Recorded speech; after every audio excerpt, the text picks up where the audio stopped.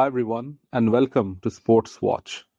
If you like the content, please press the bell icon for further notifications and like, share and subscribe to the channel. Since last night, everyone was waiting for Dana White's big announcement. The build-up was great, but the announcement turned out to be a total dud.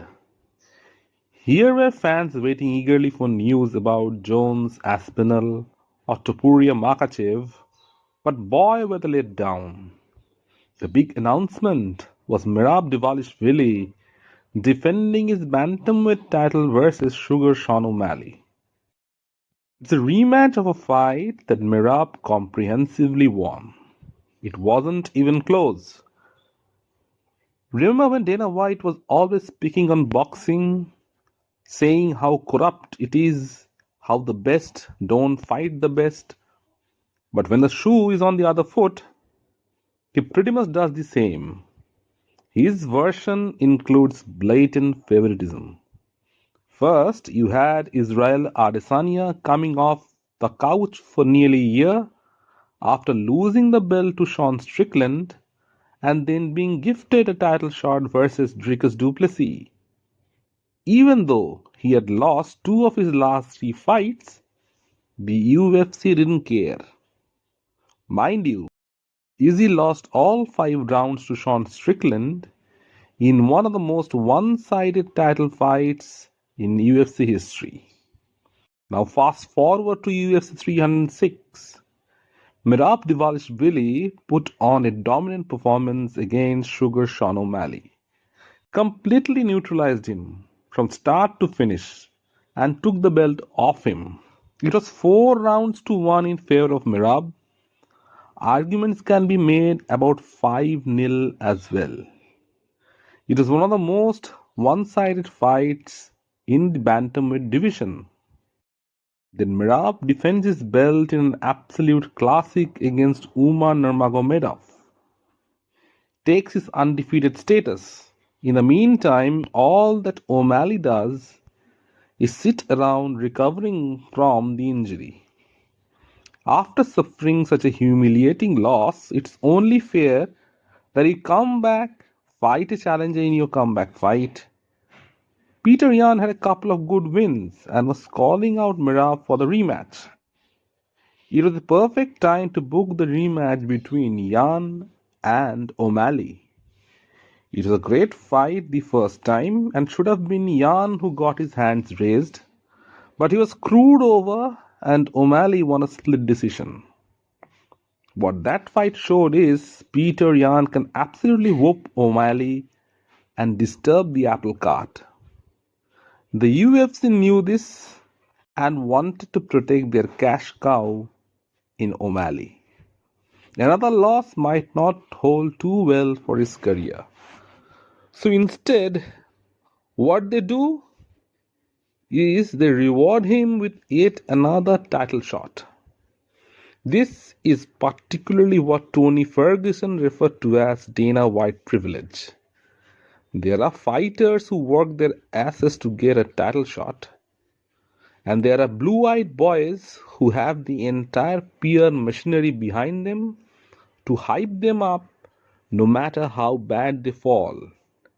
Even the most ardent UFC fan would find it difficult to find a reason behind Merab rematching O'Malley right away after he won 4 rounds to 1. It was not a flush knockout, it was a beat down for 5 rounds. O'Malley can win the rematch, but he has been spoon-fed by the company to yet another title shot. There is no glory in that. It's setting the wrong trend, rewarding inactivity, promoting favoritism. In the co-main event, Juliana Pena defends a bantamweight title versus Kayla Harrison. Another snooze fest. It was only a matter of time before Kayla fought for the belt. The UFC brought her in to fill the void left by Amanda Nunes. But her fighting style is completely opposite to that of Nunes. While her stand-up might not be great, her grappling is extraordinary. The fight would be over as soon as it hits the ground. At this point, the biggest challenge for Harrison is to make 135 pounds. She looked extremely drained in the last fight, but that didn't affect her performance. It's a bad matchup for Juliana Pena. Her last fight with Raquel Pennington was a total disappointment. She should thank her lucky stars that she won the belt after such a poor performance. It was a split decision win, another gift by some inefficient judges.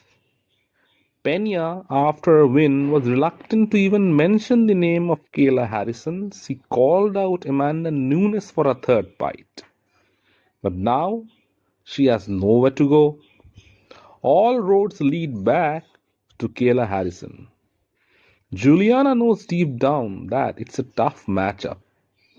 Skill wise, her grappling is nowhere close to Kayla's. Her striking is better, but she hardly knocks anyone out. Her striking is clumsy at times. Raquel Pennington exposed that. She caught her numerous times with a straight right hand which even wobbled her. But she doesn't need to worry about the strikes with Harrison. It's going to be grappling heavy. Her keys to victory would be to keep the fight standing for as long as she can. She surprised Nunes with a jab in the first fight and then submitted her. Kayla Harrison wouldn't be surprised because she would not keep the fight standing for that long. The first chance she gets, she would shoot for a takedown. If Harrison wins the belt, she just might move up to 145 pounds and fight for a second belt. Her body wouldn't allow her to cut so much weight for any significant amount of time longer. She's chasing Amanda's record, and if she's successful, who knows? She just might tempt Nunes out of retirement. Another fight that got announced was Ian Gary versus Carlos Prates. Gary fought Shavkat Rakhmonov for the number one contender spot and came up short. He has been calling out former title challenger Colby Covington for ages now. But the former fighter and contender is refusing the fight. So young Gary, despite being irritating most of the time, should be given credit for taking up and fighting a guy like Prates who is much lower than him in the rankings. Not many fighters in his position are willing to take those chances. He could have waited for a better opponent or a better situation.